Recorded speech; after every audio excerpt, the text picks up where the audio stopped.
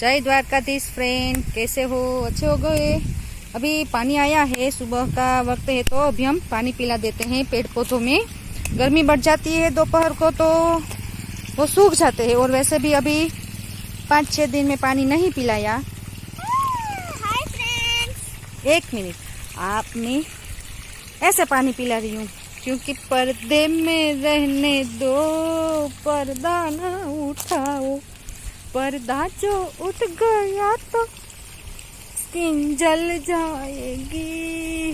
अल्लाह मेरी तौबा। चलो अब हम पानी पिला देते, मस्ती हो गई, ठीक है। हाय फ्रेंड्स, ये नर्मदा का पानी चल रहा है और वेकरे से भी चल रहा है। मोटर, छोटी मोटर के साथ मीठा पानी पिला रहे हैं, इसलिए पी ले। अभी इसमें छोटी छोटी बैंगन और टमाटर लगाए हैं। यहाँ पर मिर्ची डाली थी लेकिन मिर्ची नहीं लगी है।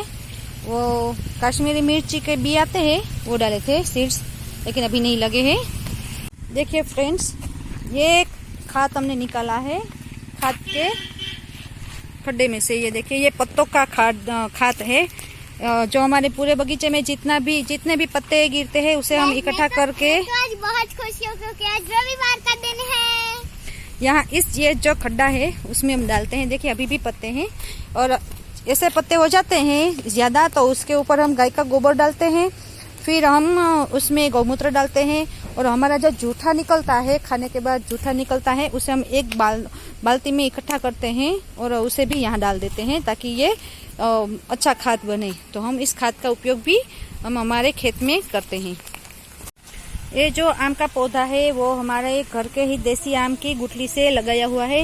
इसे भी और इसे भी हमने, मेरी बच्ची का जब जन्म हुआ था तो उसकी याद में कि बच्ची जन्म हुई है, उसकी खुशी में हमने बहुत सारे आम लगाए थे, केसर आम। लेकिन क्या है, इन सबको फैमिली को पहले से ही पता था कि मुझे आम पसंद है, इसलिए उसने बहुत सारे आम उगाए। देखिए ऐसे हमने जामनगर से नहीं, जूनागढ़ और मांगरोळ से बहुत सारे आम लिए थे। ये जो आम बड़ा दिख रहा है ना, वो खुशी के बोन पर ही लगाया हुआ है, केसर आम है। ऐसा 3 ही बचे हैं, हमने 15 बोए थे। एक ये है और फिर एक ये है और एक ये है, ये तीनों ही बचे हैं, बाकी पूरे के पूरे चले गए हैं। फिर हमने क्या किया कि छोटे छोटे आम की गुठलियां, जो हमारे ही देसी आम होती है, उसकी गुठलियां हमने डाल दी ताकि घर के आम लग जाए और बहुत सारे आम खाने को मिले। ये जो पीछे जो लंबी लाइन दिख रही है पौधों की, उसमें जामुन है, नारियली है, नीलगिरी है, वो सब भी खुशी के ही बोन की याद में लगाए गए हैं ताकि हमारी बच्ची जितनी बड़ी हो उतने ये पौधे बड़े हो। लेकिन पौधे मेरी बच्ची तो अभी इतनी ही रही है, अभी 7वां चल रहा है उससे, और ये पौधे तो देखो कितने बड़े हो चुके हैं। अरे 2 में आई हूँ।